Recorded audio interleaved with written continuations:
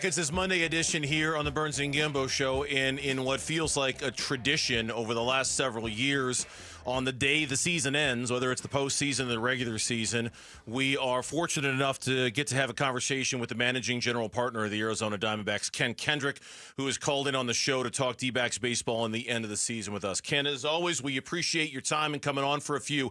How you doing today, sir? Well, I'm hanging in there. How you guys? Good. Good, Ken, good. Yesterday, you said that you've never been more disappointed in a season than this one because the expectations were so high. Today, the organization made the decision to bring Torey Lovullo back for a 10th season. Let me hear from you why you guys made that decision. Well, first, let me just reference the words disappointment is, of course, all of us have our own hopes in whatever setting we're in, and I had the highest hopes probably ever for the Diamondbacks preseason, and obviously it didn't work out, so significant disappointment.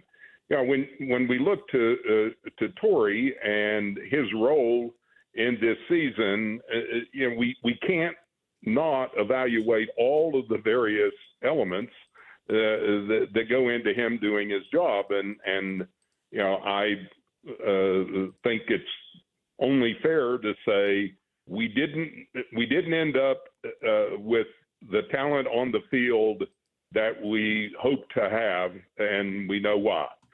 We just had extraordinary amounts of energy of injuries, and you know, the manager's job is to do the best he can with the talent he has. And to put a perspective on it, you know, our season went south. We got to the end of July, and not Torey, but his bosses, if you will, Derek, Mike, and me, decided that we were out of it, and we needed to reduce payroll and give younger players a chance to play. And to the credit of our manager, he held the team together. And they performed very, very well through the remainder of the season, and we got right to the edge of being in the playoffs. So if you look at the body of work of a manager, yeah, there's disappointment. Yeah, there are decisions he made that probably he would wish he would have made a different one. But overall, he's done a credible job, and underneath it all, he has great respect among our players. And that's an important element when you look at a leader. If those who he leads respect him, that's a very, very positive sign. So certainly Torey would be critical of his own performance in certain ways. I would be critical of it. But I think the balance of the situation says we need to retool and give Torey a chance to perform with a better setting in the next season. Yeah, there's no doubt that you guys, up until the final 5 games, were playing at about 10 games over 500, even after all the trades. Considering teams like Minnesota that completely tanked and stopped playing, you guys did play hard. You won a lot. You won a lot of series down the stretch to keep yourself in it. But there is a portion of the fan base, a very loud portion, that wants to see you make a change. And what they'll point to, 2 playoff appearances in 9 years, an overall record under 500, and no division titles and just the 1 NL pennant. To you, you've got 9 years of Torey. That is the track record. To those fans who want to see you make a change, what would you say? Well, I would say they have every right to their opinions. And I'm glad they're passionate and have strong feelings. Certainly, I can be critical of Torey in certain ways, and yet I think you always say when you come to this point, what would be a better situation than the one that we are in? And we've concluded that Torey deserves one more year. I mean, I know I've referenced it, and I don't want to beat it to death, but you know, we had 6 Tommy John surgeries on this team. Crazy. We had 39 guys pitch for us. That wasn't because the pitchers were bad. It's because many of them were injured, and need to be replaced with guys who, in some cases were lesser players. Our top 4 bullpen guys from the beginning of the season missed significant amounts of time, most of the season for a couple of them. So, you got to put all that in the mix. And disappointment, it's easy for somebody who doesn't make decisions to decide they have all the answers. Let me just say it that way. Yeah. Ken Kendrick is our guest here on the Burns Gambo show, kind of going through the season now that it's over. You mentioned earlier that the players have a great deal of respect for Torey, and not that they necessarily had input on this decision, but how much does that weigh into this when you make a decision on Torey like that, how the players seem to respond to him in a moment like that? It wouldn't be appropriate to go to a player and say, should we keep Torey or should we not? Of course, right. That's not an appropriate dialogue. But just through a whole series of events, it's known to those of us who are on the inside and deal with the team, and Mike deals with it much more at a detailed level than I do. Derek at a more detailed level than me. The theme of our players is that they really, really want to go play for this guy. And maybe the example would be is when things got really, really tough and we made trades, those guys, the young guys that were there, they stepped up. Right. And, they did it, of course, for themselves, but they're playing for their leader as well. Ken, is there something you'd like to see Torey do differently next year in 2026 as the manager of the Diamondbacks? Win more games. anything beyond that, or is just win more games? Sports news. Yeah, there you go. That's gonna lead the Sports Center update right there. That's for sure. That's obviously why I'm the team owner, because that's a really, really smart alecky comment. But in any event, if we look at the last 3 years, I mean, he was the manager who did lead us to a National League championship. He was the manager who won 89 games and tied for the playoffs last year, and just the unfortunate way that our system works. And he was the manager who got us to the final weekend of the season when I don't think a single one of our fans on the 1st of August would have thought we could be potentially on the edge of being in the playoffs on the last weekend of the season. No. He did manage all of those games. Yeah. Yeah.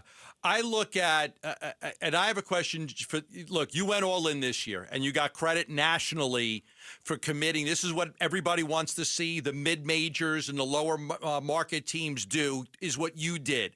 You took the money from the World Series. You invested it right back in the team. You had a record payroll this year of almost $200 million. But you've got no Corbin Burns for at least most of next year. Same with A.J. Puck and Justin Martinez, and A.J.'s a free agent, and then Gallen's going to be a free agent. You have questions at third base, first base, starting pitching, bullpen. So I'm going to ask you a simple question. Is the $200 million payroll sustainable, or are you guys going to have to do it on a much lesser payroll next season? Well, good question. And my reaction is that we will not be spending at the same level. The real number this year, you can go look it up on COTS contracts. We don't just pay the 26 guys that are on the active roster. We have a 40-man roster. And the amount of money we spent on our roster this year, and it's public data, is $220 million. Okay? That's a lot more than the number you used and the number that people think. Will we spend $220 next year? I don't think that we will. Will we have a very, very significant payroll to allow us to compete and be in the playoffs? I think we will. The thing that happened this year that I want to give thank you to is our fans. We, you may or may not know this, we had 2.4 million people come to our games. Yep.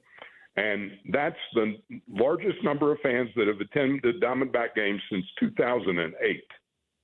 So it was great. It was incredible to see the crowds. While we didn't have playoff money, we had significant revenues from our fans attending games. And what I've said, and I will continue to say it, the money that is there from the revenue that we take in, we're going to reinvest in the team.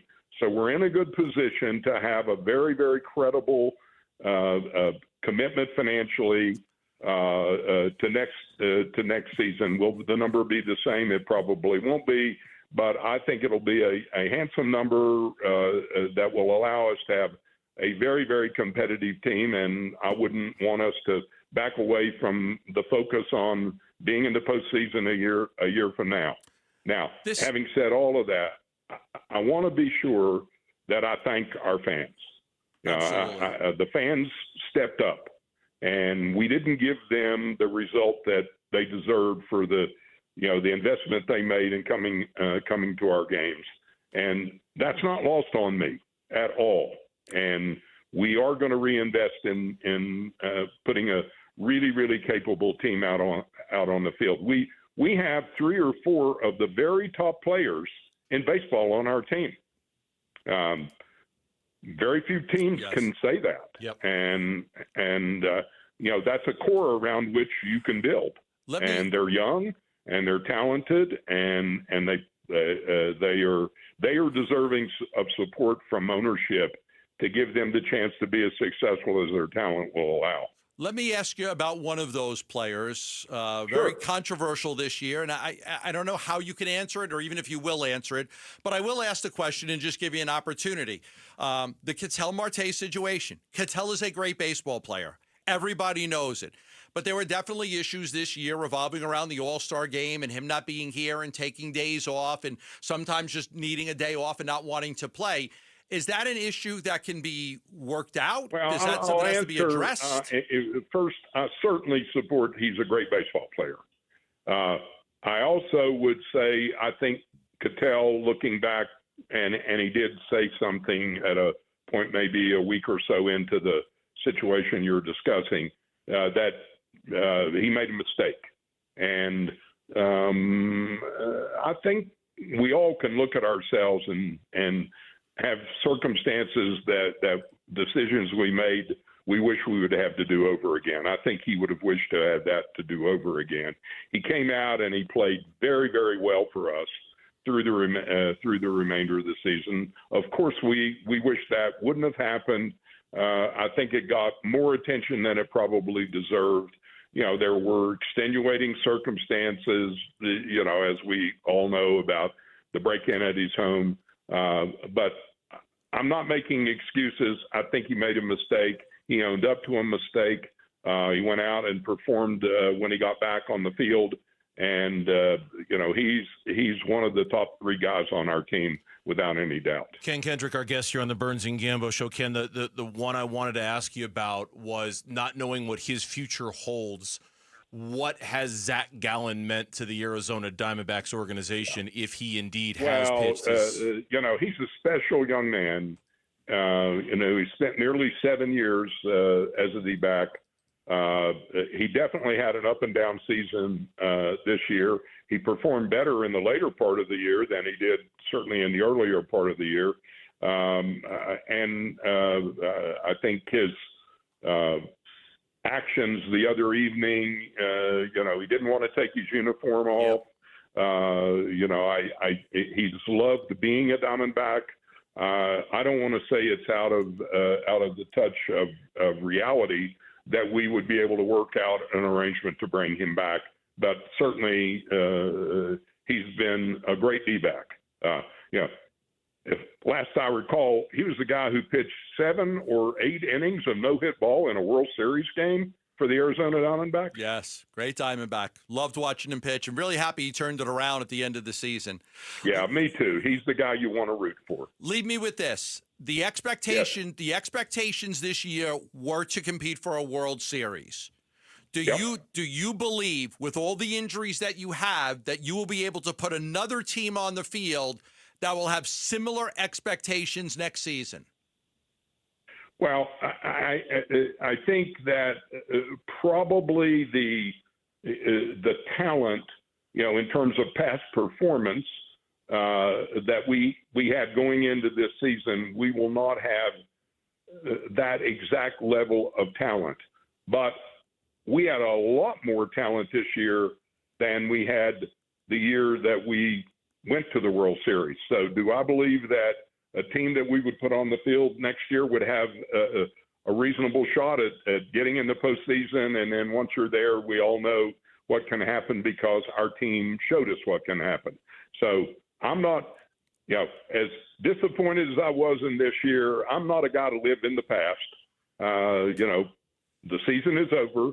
Now it's all about what do we do to put the very best team on the field that we can afford going into next season. And that's what we're going to be focused on doing. Ken, always appreciate your time. Thanks so much for coming on, clearing some things up, and talking some baseball with us. Well, thank you, guys. Good to talk with you. Take care. You too, Ken. Thank you very much for the time. Ken Kendrick, Managing General Partner of the Arizona Diamondbacks, our guest here on the Burns Gambo Show, was sort of the postseason look at what went right, what went wrong, and more importantly, Torey Lovullo going to be back as manager next year at the Diamondbacks. Thanks for watching Burns Gambo. Click to see more from the guys and hit the button in the middle to subscribe so you never miss a video from Arizona sports.